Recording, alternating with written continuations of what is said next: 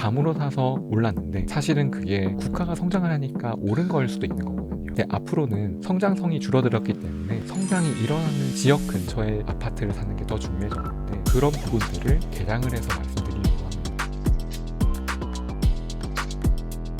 더 퍼블릭 자산운용의 김현준 대표님, 오랜만에 나오셨습니다. 네, 안녕하십니까. 특별히 와이스트릿 출연을 위해서 미국에서 한국으로 일부러 날아오셨다고 알고 있겠습니다. 12시간 반 비행기를 타고. 와이스트릿 때문에. 지난번에 그러니까 거의 사요마요 책 나왔을 때 네, 거의 1년 가까이 된 것 같아요. 거의. 그러네요. 그게 11개월. 2024년 초에 나왔으니까요. 1년 됐네요. 그러게요. 그간 잘 되고 계십니까? 저희요? 네. 어렵게 살고 있어요. 이런 거 팔고 이제 와이즈 부스터 사요마요 해야 되는데 오, 사야죠. 책이랑 같이 하나 한번 주시면 제가 먹어보고 네, 정말 좋다면 알겠습니다. 까드리겠습니다. 거짓 없이 광고하겠습니다. 그 미국 가신 지 지금 얼마나 되신 거예요?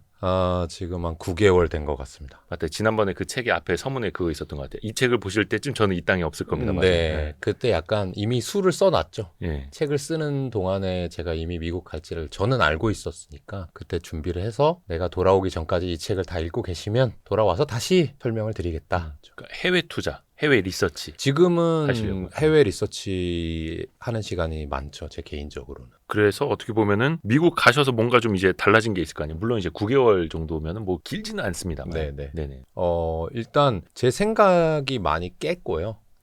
이 원래도 저희가 해외 투자를 2016년부터 시작했으니까 올해로 거의 10년 차 다 됐어요. 10년 차예요. 네. 그러니까 오래 하긴 했는데 항상 아쉬움이 있었던 것이 종목의 발굴 빈도가 좀 높아져야 이 투자 실력은 올라가긴 하지만 더디잖아요. 발전하는 게 개인적으로. 그럼 예를 들면 내 타율이 뭐 3할이다. 내가 종목을 3개 발굴하면 하나 정도는 그래도 수익이 나더라. 이런 사람이 있다면 이 3개를 많이 빨리 발굴해야 돼요. 1년에 3개 하는 사람하고 뭐 한 달에 3개 하는 사람하고 그렇죠. 수익금 자체가 다를 거잖아요. 근데 미국으로 넘어가니까 특히 네. 제가 있는 곳은 이제 캘리포니아 로스앤젤레스인데 거기가 전 세계에서 말하자면 소비를 가장 많이 하는 동네라고 봐도 됩니다. 근데 더 퍼블릭 자산운용이 애초에 소비재를 많이 한단 말이에요. 투자를. 네. 근데 우리나라는 이 경제 구조의 문제 때문에 소비재만 투자해가지고는 성과를 내기가 녹록치 않은데 배수가 너무 좁으니까. 네. 근데 미국 같은 경우는 제가 또 처음 가기도 했고 그러면 말하자면 가서 택시 기다리고 있는데 정류장에 간판이 있을 거 아니에요. 그러면 그게 다 브랜드죠. 아하. 근데 우리나라 같은 경우는 그런 것들이 상장까지 가는 길이 굉장히 어렵고 네. 상장을 해도 이 성장 동력이 좀 더뎌진 다음에 상장을 하는데 이 미국 친구들은 그렇지가 않아서 제가 보는 것마다 바로 휴대폰 꺼내서 메모하고 그래서 사무실 들어가서 리서치 해보면 아주 높은 확률로 상장 기업인 경우가 많고요. 그러면 그거를 분석하느라고 허덕될 정도로 제가 2007년 입사인데 최초 입사가 그때는 주식 투자하는 게 너무 재밌기도 하지만 너무 바쁘기도 했거든요. 아무것도 모르니까 보는 거 다 분석해야 되니까. 근데 지금은 사실 신규 상장 종목 아니면 국내 주식 웬만하면 그래도 뭐 하는지 정도는 안단 말이에요. 그러니까 어떻게 보면 나태해졌을 수도 있는 측면에서 해외 주식을 발굴하고 분석하는데 하루 일과가 모자랄 정도로 그게 제 인생에 지금 가장 많이 바뀐 점이고 이제 저희 직원들한테도 제가 적극 권장하고 있고요. 내가 서부에 있으니 너는 동부에 가라. 우리 회사는 해외 투자에 미래가 있고 내가 나가 보니까 실제로 빈도가 확연히 달라지더라. 라는 이제 예찬론자가 됐습니다. 그럼 그 비용이 만만치가 않을 텐데 회사에서. 그쵸. 거기 이제 물가가 비싸니까. 서울시 영등포구에서 미국의 서부와 동부로. 그래도 영등포구라고 해주시니까 예. 이 시청자분들이 여의도겠네 이렇게 생각하시지만 저희 회사 여의도 아니니까 당산. 예, 당산이거든요. 그러니까 물가가 거의 이제 서울 평균보다 낮은 곳에서 전 세계에서 가장 물가가 비싼 곳에 사니까 비쌉니다. 네. 근데 우리 주식 투자자의 또 특성이 있잖아요. 많이 쓰고 많이 벌면 되지. 뭐 그런 거. 네네네. 대출 받을 때도 내가 1억 대출이나 1억 천 대출이나 뭐 그치, 차 한 대 그치. 더 사지 뭐 이런 마음 있잖아요. 내가 주식으로 항상 뭔가 잘할 수 있을 거라는 그런 근자감. 그런 관점에서 볼 때는 저는 저희 회사 직원들이 많이 해외에 나가야 된다고 봅니다. 특히 이제 미국은 뭐 아시는 분들 아시겠습니다만 전 세계 GDP의 4분의 1을 차지하고 있고 네. 3억이 넘는 인구, 거기가 세계 최대 시장이고 엄청나죠. 그러니까 거기 내수에서 좀 뜨는 기업이면 그냥 세계에서 뜨는 기업이고 그럴 수밖에 없죠. 그것만 빨리 찾아도 그죠. 뭐 최근에는 뭐 러닝화 브랜드라든지 뭐 맞아요. 장난 아니잖아요. 맞아요. 그래서 그러니까 역시 야. 이게 유튜브 하시고 네. DJ 하시니까 트렌드에 밝으신데 저한테 이제 물어보시는 여러 가지 것들 중에 러닝화도 있거든요. 근데 우리나라 사람들이 이제 신발 뭐 러닝화 신고 저 지금 온이죠. 오, 네, 우리나라 아직 직진출하지 않은 온을 저는 신고 또 있는데 젊은 사람들 많이 사던데. 그러니까 우리나라 투자자들은 그렇게 얘기를 해요. 야, 러닝이 트렌드래. 대부분 알죠. 네. 그리고 나이키 잘 안 된대까지 알죠. 그다음에 근데 거기서 뭐 아식스, 호카, 온 이거 잘 된대까지만 알아요. 근데 저는 미국 현지에 있기 때문에 아식스, 호카, 온의 차이가 뭔지 알고 있거든요. 어떤 사람이 호카를 신고 어떤 사람이 온을 신는지 차이가 보여요. 아, 고객군 부류에 따라서. 네. 그러니까 상대적으로 현지에 있다는 그 장점이 부각이 되는 거고 저희 입장에서는 좀 더 큰 시각으로 보면은 우리가 그것도 모른 채로 미국이나 전 세계 투자자들이랑 직접 경쟁을 한다? 러닝 트렌드라는 것만 알고서 그렇게 하면 뒤처질 수밖에 없는 거죠. 근데 뭐 예를 들어서 뉴스를 볼 수도 있고 리포트를 볼 수도 있고 네. 그렇게 트렌드를 읽을 수도 있잖아요.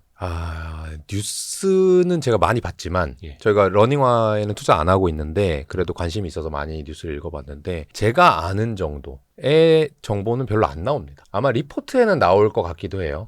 근데 제가 보는 어떤 사람이 온을 신어 호카를 신어 또는 그 매장을 갔을 때 호카의 매장과 온의 매장에 어떤 차이가 있어 매장의 분위기. 네, 하는 거는 일단 투자를 오래 해봐야 되고 투자를 잘 아는 사람이 현지에서 직접 겪어봤을 때 확 와닿는 거 하고 그냥 외국인이 투자를 하니까 알아보는 거 하고 또는 미국에 사는 사람이지만 난 투자를 몰라 하는 사람이 보는 거하고 저는 다 이렇게 천차만별이라고 보는데 저는 그래도 투자를 20년 넘게 했고 소비재 투자를 열심히 하는 하우스의 대표로서 그런 것들이 느껴지는 게 많이 다릅니다. 그런 시장의 변화, 트렌드의 변화, 또 기업의 변화 다 이어지고 주가의 변화로도 이어지고. 네. 뭐 예를 들어서 아베크로미 앤 피치였나요? 네. 거기 원래 이제 뭐 매장에 막 알파메일들 막 무슨 뭐 네. 키 190 넘는 모델들이 거의 빤스 뭐 밑에 어디 털 보일랑 말라 이렇게 옷 입고 있다가 되나요? 뭐 돼요 제 맘이지. 근데 거기가 그래서 욕을 많이 먹었는데 그게 네. 또 변하면서 또 대박 넓은 났죠. 시장으로 또 더 잘 진출하고 있고. 그게 이제 제가 그런 미국 변화들. 가기 전이고 예. 아베크롬비 앤 피치가 대박 난 게. 근데 그런 걸 보러 간 거예요. 근데 한마디 더 드리자면 지금 아베크롬비 피치는 예. 갖고 계신 분들 조금 그럴 수 있지만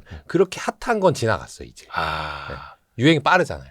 이거 또 지구 반대편에 있는 사람하고 또 다르시네요. 역시. 네. 우리는 근데 아까 이제 뉴스 말씀도 하셨는데 그리고 사실 대표님 같은 경우는 정통 언론인 출신이기도 하고 네네네. 그런 관점에서 좀 죄송스럽긴 하지만 뉴스라고 하는 것은 기자분들 그리고 언론사가 쓸 때는 많은 사람이 보게 해야 되고 그게 그쵸. 목적이죠. 그래야 광고가 많이 팔리니까요. 비즈니스 모델상. 그러려면은 아주 초기에 기사를 쓰진 않아요. 그쵸? 어느 정도 알려지고 그래야 기자 귀에 들어오죠. 그렇죠. 예. 그래야 잘 되는 거고 그래야 조회수가 많이 나오잖아요. 그러니까 그 기사가 나온 다음에 아는 거 하고 맞아요. 그거를 내가 지금 알고 있다가 기사가 나온 다음에 너무 기분 좋아하면서 주식을 이제 수익 실현하는 거하고는 좀 저는 차이가 있다고 봅니다. 그래서 더 아까 말씀하신 것처럼 많이 발굴해야 되고 빨리 발굴해야 네. 되고. 그러면 실제로 그 미국 가신 이후에 포트폴리오가 많이 좀 변했나요? 더 퍼블릭 자산운용에? 저희는 변화가 있다고 보고 있는데 기본적으로 저희가 매매 자체를 많이 안 하다 보니까 평균 보유 기간이 1년 이상 되고 그래서 외부의 일반적인 평균 시각으로 볼 때는 별거 없지 않아? 라고 할 수 있는데 제가 간 이후에 미국 주식을 새로 2개 정도 취득을 했고요.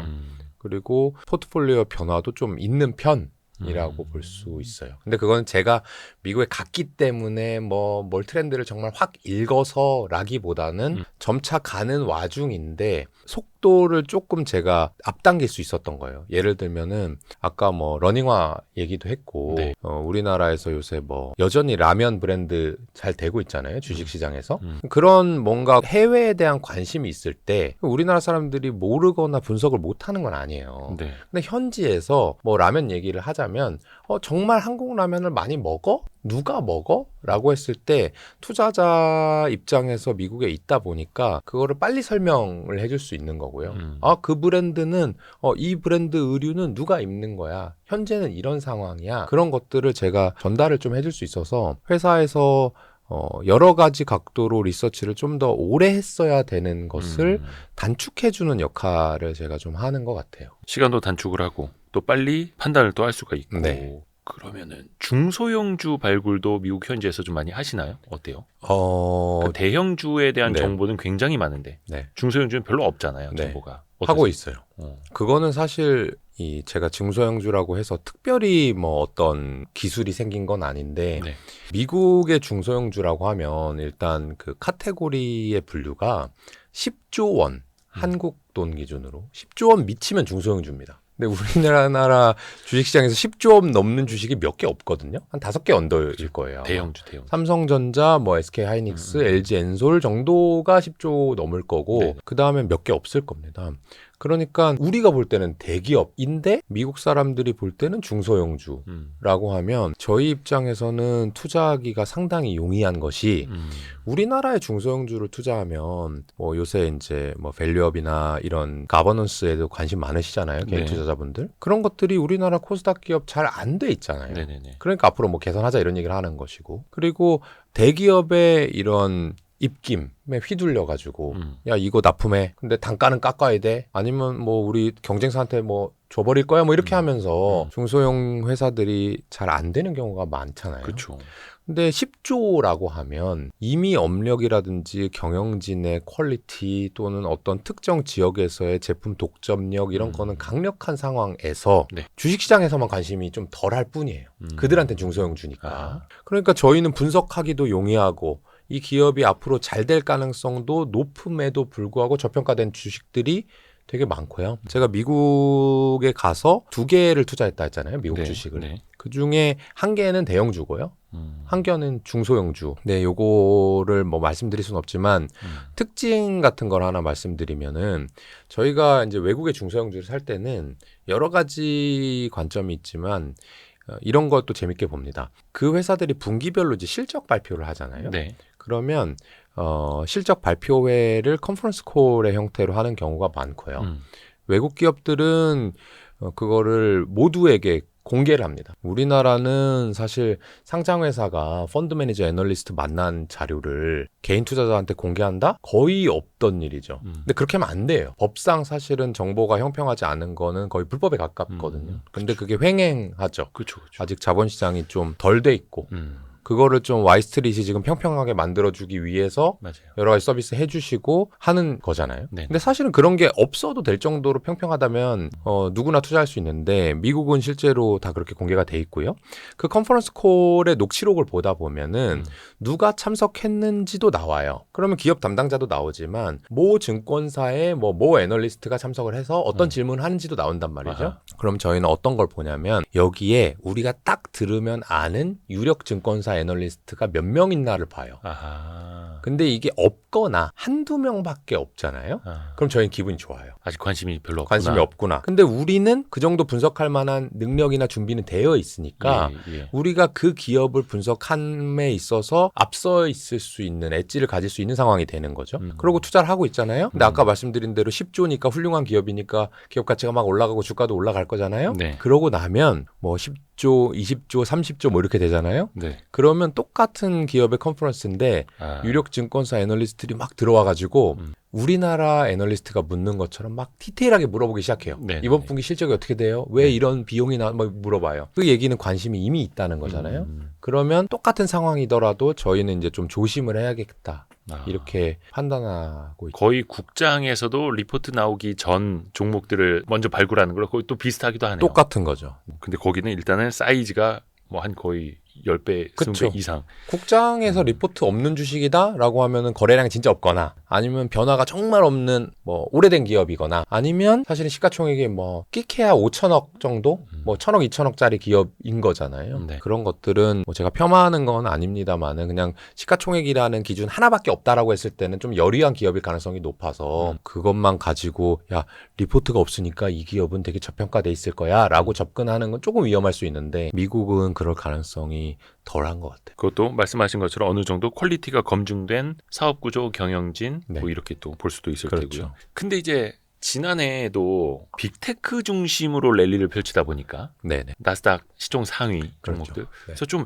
중소형주들이 너무 또 소외됐다. 물론 이제 그게 기회일 수도 있는데 수익률 측면에서 보면 과연 중소형주 가지고 아웃퍼폼을 할 수 있을까에 네. 대해서는 미국장에서는 좀 어떻게 보세요? 그거 제가 반성을 좀 해야 되는 부분인데 제가 딱 1년 전쯤에 이미 저는 빅테크가 오버슈팅을 많이 했다. 해서 미국 시장에서도 중소형주의 강세가 있을 것이다라고 얘기한 적이 있어요. 와이스트리트에서 얘기했는지는 기억이 안 나지만 그런데 그것이 한번 실현은 됐었는데 작년 7, 8월경에 네. 금리 인하가 본격화된다라고 하면서 그렇게 된 적은 있어요. 근데 실제로 연간 단위로 보면 말씀하신 대로 빅테크들이 훨씬 더 초과 성과를 냈거든요. 네. 그래서 그 부분은 제가 좀 잘못 판단한 부분이 있고 하지만 그 로직이 바뀌진 않았습니다. 제가 1년 전에도 빅테크의 쏠림 현상이 심하다라고 얘기를 했는데 2024년 1년간 그 회사들이 더 올랐다라고 하는 거는 쏠림 현상이 더 심해졌다라는 네. 거죠. 그래서 여전히 저는 중소형주의 기회가 있을 것이다 라고 생각을 하고요. 근데 그것만 가지고 아웃퍼폼 할 수 있어? 라고 한다면 조금 자랑이라서 또 댓글로 욕먹을까봐 걱정은 되지만 저희는 큰 대형주보다는 중소형주 위주로 했습니다만은 2024년에 나스닥이나 뭐 S&P 500보다는 훨씬 더 초과하는 성과를 기록했거든요. 그러니까 저희도 할 수 있는데 뭐 누구라고 못하겠느냐 그런 생각을 가질 수가 있습니다.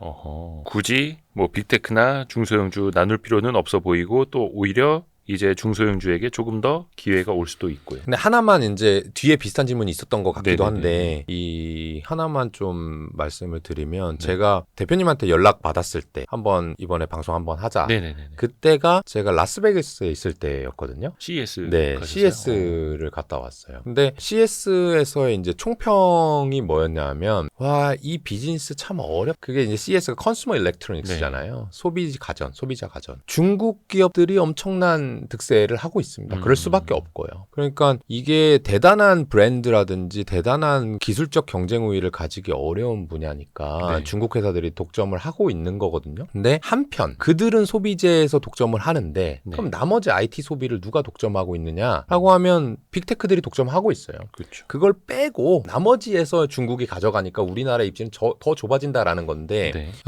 IT 버블 때하고 항상 요새 비교를 많이 하잖아요. 네. 최근 10년간의 나스닥 버블? 나스닥의 상승장하고 네. IT 버블하고들 많이 비교를 하시는데 저는 그때와 조금 다른 것 같은 게 그 당시에 IT 버블은 주로 이제 닷컴 버블이라고 해서 네네.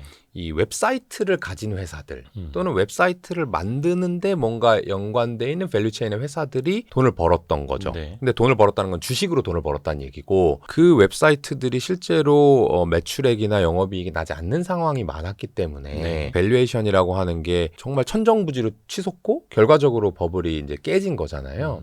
근데 지금 같은 경우는 작은 회사들 누구나 막 돈을 번다. IT를 하면 뭐 클라우드를 하면 이런 게 아니라 그쵸. 대부분 큰 회사들이 영역을 확장해 나간다든지 아니면 그렇지 않은 기존 분야에서 이 시장 통합을 이뤄내면서 돈을 버는 거예요. 소비자들이 실제로 구글, 넷플릭스, 메타 이런 데다가 돈을 엄청나게 지불하고 있어요. 그렇죠. 그래서 그때와는 상황이 다르고 앞으로 그럼 어떨 거냐? 그러면 앞으로 이 회사들이 갑자기 돈을 안 벌까? 우리가 와이스트리트이 유튜브에서 하다가 갑자기 개별 방송국을 차린다고 보는 게 합리적일까? 그렇게 생각하면 계속해서 빅테크에 돈을 지불할 가능성이 높으니까 저는 제가 말씀드리는 건 상대적으로 2025년에 똑같은 미국 주식이라 했을 때 중소형주가 아웃퍼폼을 할 가능성이 있다라는 것을 보는 것이지 그래서 빅테크 이제 안 될 거야. M7 이제 끝났어. 버블이야 라고 얘기하는 건 전혀 아니라는 점을 첨언드리고 싶어요. 좋습니다. 근데 이제 빅테크 중에서도 조금 이제 엇갈리기도 합니다. 한동안 2024년 3월까지는 거의 M7 이러다가 네. 나중에 뭐 배트맨 뭐 이런 말도 나오고 그렇죠. 좀 대형주들도 그 사이에서 좀 결이 어떻게 나누어지는 걸로 보고 계세요? 제가 한 1년 전, 2년 전까지 빅테크 중에 뭐가 제일 좋아 보이냐? 네. 뭐 이런 질문을 받으면 저는 참 모르지만 굳이 얘기하자면 저는 메타인 것 같아요. 이런 얘기를 했었거든요. 근데 그 이유는 메타의 기업 가치라든지 내재적인 경쟁 우위는 강화되거나 유지되고 있는데 네. 그 당시 이제 애플이랑의 싸움 때문에 이 개인 정보를 준해 많이 하면서 메타는 광고로 돈을 벌어야 되는데 아이폰 사용자로부터 정보를 못 받으니까 뭐 위험해진다 이런 얘기였잖아요. 네네네. 그래서 쉽게 얘기할 수가 있었어요. 음. 메타 주가는 떨어지지만 펀더멘탈은 바뀌지 않았다라고 얘기할 수 있었는데 지금은 대부분 기업 가치가 좋은 기업들은 주가도 조금 안 좋은 회사들은 주가도 지지부진하고 네. 이게 반영이 잘 돼 있는 것 같아서 고르기가 상당히 어려운 지점에 있는 것 같고요. 저희가 빅테크를 포함해서 테크 쪽에서 보는 뷰는 크게 바뀌진 않았는데 여전히 소프트웨어 쪽이 더 유망하다. 하드웨어보다는. 왜냐하면 하드웨어는 제가 조금 전에 CES 말씀도 드렸지만 점점 이 상향 평준화되고 있어요.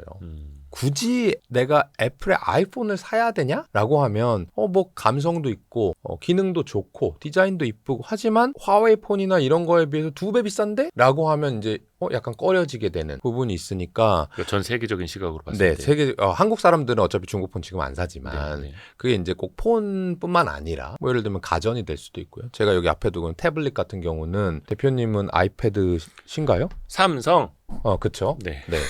그 삼성이잖아요. 그러니까 그래도 큰 상관이 없는 네. 거예요. 그쵸. 어떻게 보면 삼성이 더 좋을 수도 있고 가성비로는 당연히 좋고 이렇게 생각하는 사람이 많잖아요. 네네네. 근데 그 안에 들어있는 소프트웨어를 음. 나는 그냥 중소기업 거 쓸래 라고 하는 사람 별로 없어요. 그냥 가장 유명한 거, 가장 안정적일 것 같은 거 또는 내가 쓰던 거를 계속 쓰려는 속성이 많기 때문에 그 얘기는 거기다 돈을 계속해서 지불한다는 얘기고요. 지금 이제 마이크로소프트 거 쓰시는데 네네네. 저도 그 같은 앱 쓰거든요. 네네네. 거기에서 가격을 올린다 해서 내가 마이크로소프트 거 이제 그만 쓰고 에버노트로 바꿀래라는 수요는 별로 없을 거예요. 그러니까 저희는 그런 쪽에 계속해서 주목해야 된다라고 생각을 하고 있어요. 아하, 꾸준하게 수익을 창출하는 소프트웨어 쪽에다. 소프트웨어 쪽으로. 네. 이제 빅테크 중에서도 이제 시총 1위 경쟁 뭐 계속 엎치락뒤치락 하더라고요. 엔비디아랑 네. 애플이랑. 네. 최근에 또 엔비디아가 또 다시 올라왔고 AI 중심의 랠리는 이제 거의 뭐 엔비디아를 빼놓고 얘기할 수는 없는데 네. 또 이제 몇 배가 또 많이 올랐고. 네. 애플은 AI 측면에서는 뒤처진다고는 하지만 결국 그 AI를 뭘로 쓸 건데 라고 하면은 또 애플의 플랫폼이 빠지지를 않고 네. 언젠가는 또 AI 한다고 하고 네. 시총 1위 엎치락뒤치락 하는 종목들만 보면 네. 매력도는 어떨까요? 사요마요 측면에서 보면. 너무너무 환상적이지만 많이 오른 기업과 네. 제가 조금 전에 상대적으로 별로라고 했던 하드웨어와 네. 비교를 바로 시키시는데 얼마 전에 그 마크 저커버그가 또 애플 한참 또 욕을 많이 하더라고요. 할 수밖에 없어요. 혁신이 없이 이거 2000년대 초반에 만든 것 같다. 아직까지 저러고 네. 있더라고요. 예. 그러니까 옛날에 스티브 잡스하고 예. 빌 게이츠하고 많이 싸웠잖아요. 어. 거의 그런 느낌입니다. 지금 저커버그의 주적은 애플이죠. 팀 네. 쿡이죠. 자기네 회사를 망하게 만들 뻔했기 때문에 그렇죠. 그러니까 이제 저커버그가 새로 이제 하드웨어 쪽으로 진출을 해가지고 글래스 많이 내잖아요 요새. 오큘러스 같은 네, 그걸 내 가지고 이제 하드웨어를 박살내겠다. 다음 하드웨어는 내가 잡아보겠다. 이렇게 하니까 또 애플도 숨통을 조여가는 그런 모습인데 되게 어려운 질문입니다. 주식적으로 보면은. 근데 저는 그래도 기업 가치만 보면 네. 엔비디아가 더 좋은 기업인 것 같아요. 근데 꼭 그게 주식을 사야 된다, 그게 오른다라고 전혀 볼 수가 없고 저는 사실은 둘 다 안 살 것 같거든요. 그래요? 일단 엔비디아는 너무너무 강력한 힘을 가지고 있는 건 맞는데 분모를요, 분수라고 생각을 해보고 분모를 현재의 기업 시가총액 또는 기업의 규모라고 보고 분자를 혁신이라고 놔보면 이 엔비디아는 혁신의 속도는 줄고 있어요. 점차 줄고 있어요. 그러니까 혁신을 점점 하고는 있는데 네. 이 신규 칩을 낸다라고 해서 기존에 없던 칩이 생겨서 챗GPT라는 게 이 세상에 없다가 있는 거랑 챗GPT가 3에서 4로 바뀌는 거랑은 혁신의 강도가 원래는 이랬다면 지금은 이렇게 되는 거잖아요. 그러니까 엔비디아도 마찬가지예요. 최근에 이번에도 CES 얘기인데 그 이제 플랫폼 기업으로 전환하겠다. 뭐 네. 이런 얘기를 했거든요. 그래서 자사가 칩도 만들고 소프트웨어까지 만들어서 구독료를 받겠다. 뭐 이런 야심까지 드러내서 좋은 평가를 받았는데 네.